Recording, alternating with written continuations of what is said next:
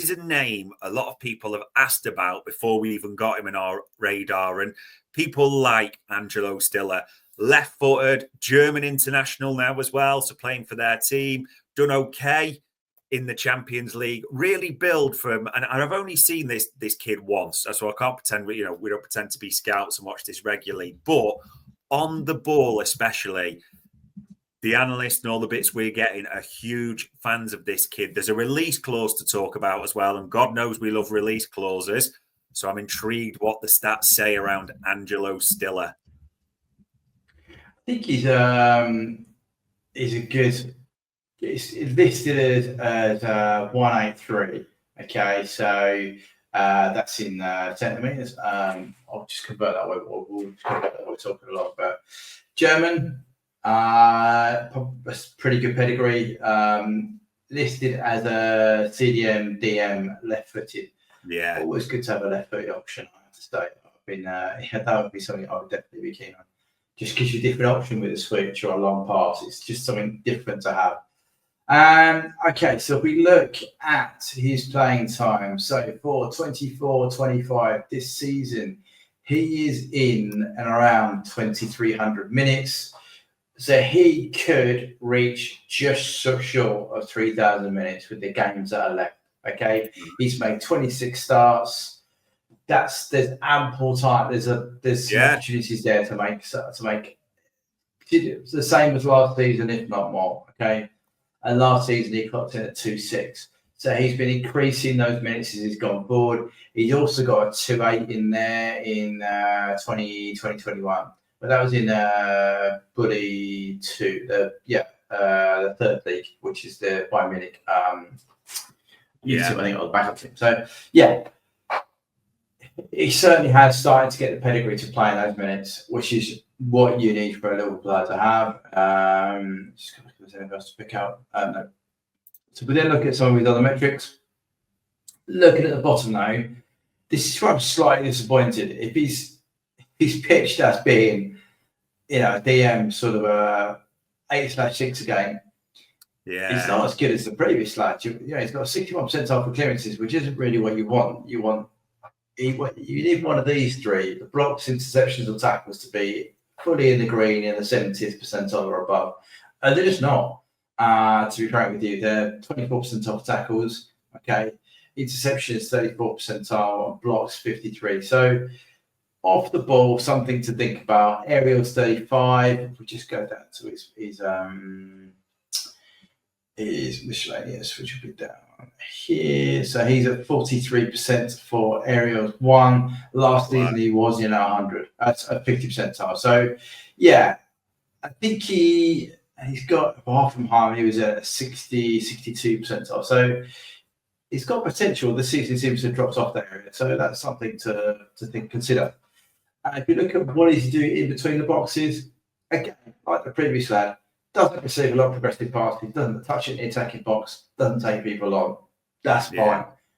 Right. We're okay with that if he adds in that passing.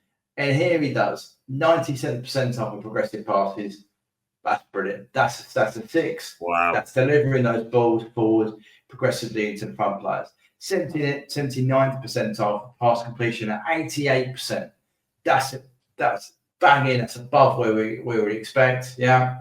97% off for passes attempted. So he's got the volume as well. So with Larson, he had the accuracy, but hadn't got the volume. Here he's got the volume. So he's clearly on the ball, happy to keep playing that ball forward and equally just keeping it ticking over. What does he do in the box? As we said, he doesn't get in there. So he doesn't get a lot of goals. Doesn't take a lot of shots. But assist-wise, 87 percentile. Non-penalty XG plus assists is at 83rd percentile. The shot creating actions, the majority of that is going to be assists, 89th percentile. So that's pretty good. That's a pretty good profile. Bar the actual defensive box, you're like, okay, not too good. So yeah, there are some things to like about him. If we compare him as we did before, would be fair. So we'll compare him to Ryan and your matchup. So different, I think is fair to say. Yeah. Takes more touches than Ryan. generates more opportunities for his players in terms of passes, creation, and the rest of it. Defensively, Ryan does outperform him on blocks, tackles, and aerials and dribbles. So defensively, he's slightly stronger, although could be stronger. Sorry, over 2 bandwidths of percentile. Yeah. Whereas Stiller is clearances is better. But yeah, so there are some things that are useful to know. In terms of Mac, though, he's probably closer to Mac's profile than he is to Ryan's, to be honest. Mac's better in terms of some of the defensive actions, which we've identified as being poor for Stiller. But in terms of attacking wise, that's pretty much bang on. You've got to apply the buddy tax. Fine, you've got to apply that. But yeah, there is definitely some things to like about this lad. What is he? 23. 23. So that's a pretty good profile time for 23. Where's he appeared here? So he's in and around, a little bit more advanced than our players are, but in a box formation, creating triangles to the left and right. Okay, that's okay. That's fine. How much is he on the ball? So he's on the ball pretty much every minute, taking a touch or a pass every minute. So that's, again, a good indicator if he is a focal point of their midfield. The fulcrum, if you want to get a posh word. He's involved in medium chains as well as the low and very low. Okay, good. Likes to get over, but not also happy to have a couple of possession chains as well. And what does he do in terms of zone 14 and half spaces? Not as high volume as Stiller, but as the previous lad, but he still creates some opportunities in those in the game. So there are some things I like for him on the ball. If we look at his threat, what did he stop? So he stopped. Completely lost where he is now. I'll find him in a minute. He stopped a fairly good level of where he's at. We look at the areas in which he would have been defending. Low amount, so some good threat, but not the high levels we'd expect. But style of play probably comes into it a little bit, maybe. Defensively, a 6 and 8. So that's sort of 10% of the defensive actions in his kind of zone. So not as high, but then they could have a defensive set up here to the right back. So yeah, some of that is interesting. XG, I don't think it wasn't involved in this game in XG. I don't think it's shots on. So yeah, there are some definite things to like about him. Really high pass rate. So it looks like a possession-based midfielder with great opportunities. It might be off the ball that it's just slightly not we would need to look at. If we look at where he is, down here somewhere, I've just lost my. There he is. So I should be looking straight at him, going, where is he on this list? Right, so speed 30. So he's not rapid. He's not slow, but he's not like we've had a 34 or a 36 recently on the show. He's quick, but he's not like, not lightning. Yeah, that's decent speed. Distance 288 for 26, so he's got more miles in a clock than Larson, and about the same amount of intense runs. So yeah, some interesting things, and I think he's just bang on 6 foot, so he's a little bit taller, which should mean his aerial ability should be higher as we go forward. So I would say probably a notch up on the profile versus Larson, maybe. I think he's only 3 years older. So yeah, I think there's certainly some on-ball stuff there. There's a lot to like about that. It's just, again, some of the off-ball stuff that you'd have to look a bit more detailed and see what the stats the club have got on that. It's an interesting one with Stiller because, like you said, the on the ball and the passes attempted, 97th percentile, completion high up, progressive. I mean, all the signs, and from the few games I've seen him as well, clearly, despite playing in that deeper role, it's a deep lying playmaker rather than breaking up play. He's not got pace.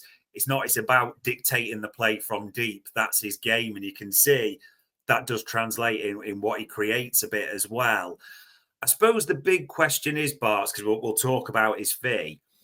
He has a release clause that comes in 2026. So it doesn't come in until the year after.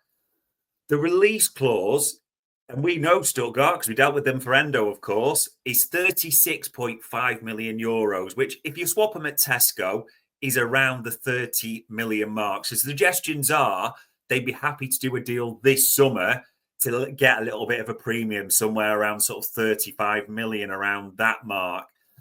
There's a lot to like on the ball. There is concerns off the ball. Anyone who says anything different is lying. We spelled that out as clear as day. Do the concerns off the ball in the most physical league in the world probably negate it for that price? Or do you think there's better value in the likes of what we've seen so far? I mean, that's a good price. Sorry, I'm just looking again. That's a good price for a 23-year-old German midfielder. Yeah. 77 kg is probably a bit light for a 6-footer. Probably would have been near 80, perhaps. But no, that might be worth more of a risk than the previous lad. Yeah. I have to be honest. Because there's a lot to do. He's not slow. He's not rapid. He's got the miles. He's got proven track record of doing the minutes. As in, he just had to nudge that up a bit more, and he can easily do the minutes we'd require. Passing wise, he'd come in and offer us something different from deep. Because Mac does that, but it's not. Mac does a lot of other stuff as well. Mac's brilliant, by the way. Please don't know me, but it's just a different option. You got Grab who carries it, and this guy can do the passing of it. So there is a lot to like there. I could certainly see the club looking at that seriously for that price, definitely. Or even saying that we'll get him in January 26 where the release laws come. I don't know, but I don't know how these things work. But, that £30 million difference, and I think he probably slightly better than last time. I think that tips it. If you're going to make a move between these two, I'd say Stiller probably gets the nudge for me. I think his profile is slightly better on the ball. I think off the ball, he's not as bad as Larsson's. He's taller. He could do with maybe getting a bit more key to the Premier League when he comes over here, but we can do that as well. And his physical stats, he's not as quick, but he's not slow. But he's on the ball, he's far superior to Larsson. So yeah, and for half the price, that could be a really good deal. Could be a good deal. An interesting one to consider, one to watch for the summer as well, ladies and gents. Starring for Germany now as well, getting a few games there. So his profile will continue to rise. And